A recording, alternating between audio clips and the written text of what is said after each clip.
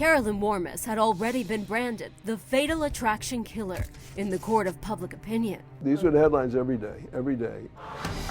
And Carolyn only feeds the media frenzy when the former elementary school teacher and typical girl next door turns up at her murder trial, looking every bit the part of the femme fatale. As far as the public's perception was concerned, I'm not sure she presented a very favorable image.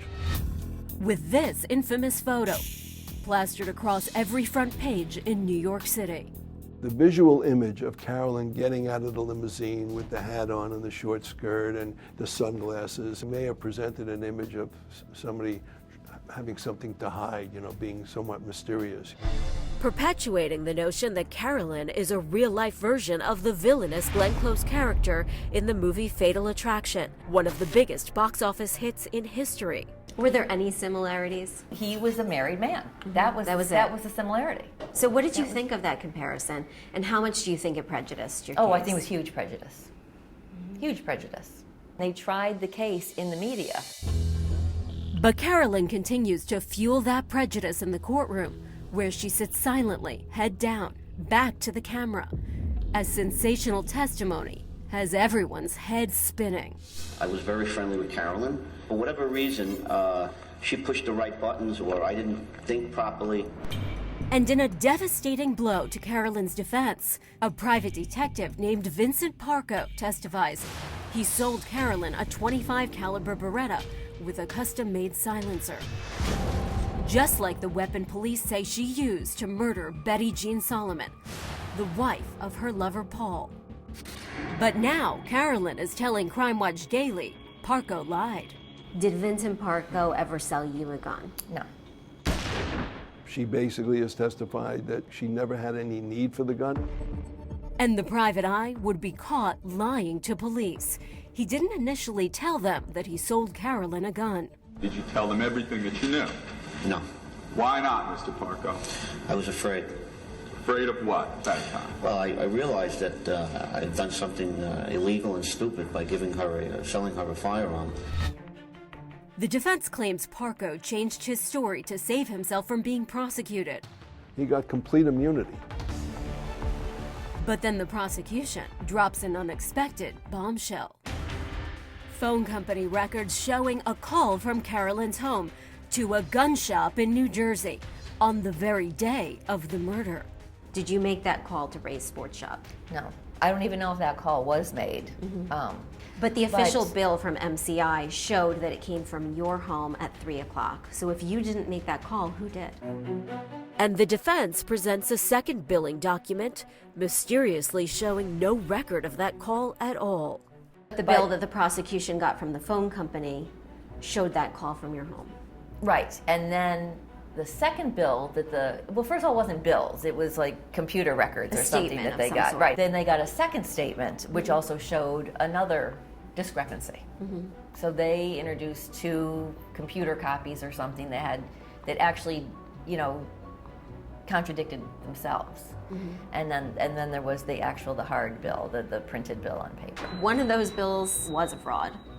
Well, right? or an error or something. Carolyn and her defense claim the records were somehow doctored to frame her, but the judge sides with the prosecution, allowing the phone bill showing Carolyn made the call to be entered as evidence. Still, police had no direct evidence to support claims that Carolyn went to the gun shop after that call to buy bullets. But they did find this. The gun shop record showed one of Warmus's co-workers bought bullets the day of the murder. Cops say that co-worker looked like Carolyn Warmus and told them her driver's license had been stolen. But the defense questions that story too. They weren't even able to determine whether or not the shell casings at the crime scene matched the shell casings that were sold by this gun shop in New Jersey. Nor could the prosecution find any witnesses. None of the people in the gun shop, when shown photographs of Carolyn Warmus, were able to identify her as the person who would come into the store that day to purchase any ammunition. But Parco shocks the courtroom once more when he claims Carolyn actually told him she'd disposed of the murder weapon, which has never been found. She says, I don't have it anymore, I threw it away. I said, well, where would you throw it? I mean, where would you get rid of it? And she said something to the effect, I threw it away on a Parkway, off a Parkway. And what about the gun? Parco said that you had told him that you threw it over a parkway. Did you ever dispose of the gun? I never had a gun to dispose of.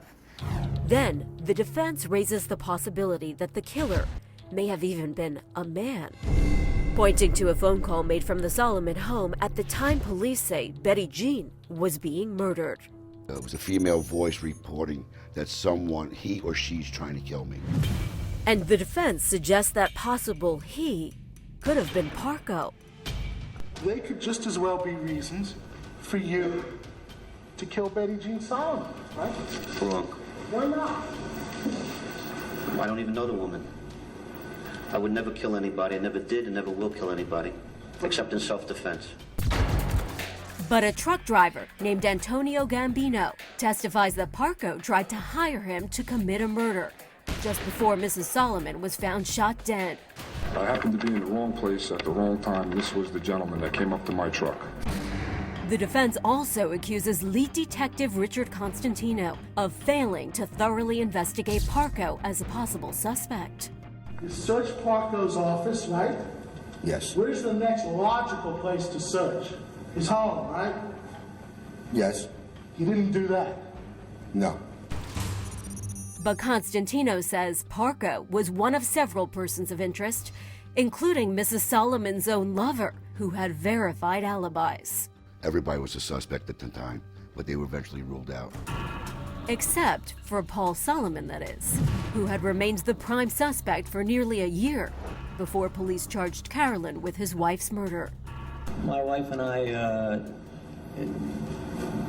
were having difficult times. Weren't you angry? Yeah, I was upset about it, yes. And Solomon is furious when the defense suggests he too, like Parco, could be her killer. For you to stand there and say that I could do that to my wife or to anybody is obscene. The defense continues to attack him. Mr. Solomon, you have no idea who was in that house that killed your wife, right? And that ignites a fiery exchange.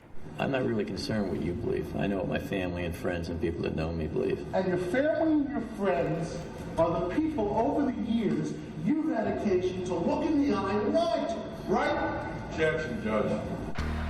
Neither Solomon or Parco have ever been charged in the murder, but Solomon becomes angry again when the defense points out that, like Parco, he was also granted immunity from prosecution in return for his testimony against Carolyn. There's no court of law that's going to punish or judge you. What I know what will judge me, okay, is perhaps not a court of law, and rightfully so, because a court of law shouldn't judge me for this. Next, Paul Solomon finds himself under more scrutiny over that glove found lying next to his wife's body. There was no question whatsoever that that glove did not belong to Betty Jean Solomon. It did not belong to Paul Solomon, nor did it belong to their daughter, Kristen. And Carolyn now believes she can discredit the controversial piece of evidence that's kept her behind bars for nearly 30 years. Do you think the glove was the linchpin in the second trial that led to your conviction? All right, I'll accept my guilt for the affair. I only hope to God that, that when I'm punished and judged, that you're punished and judged for what you've done here.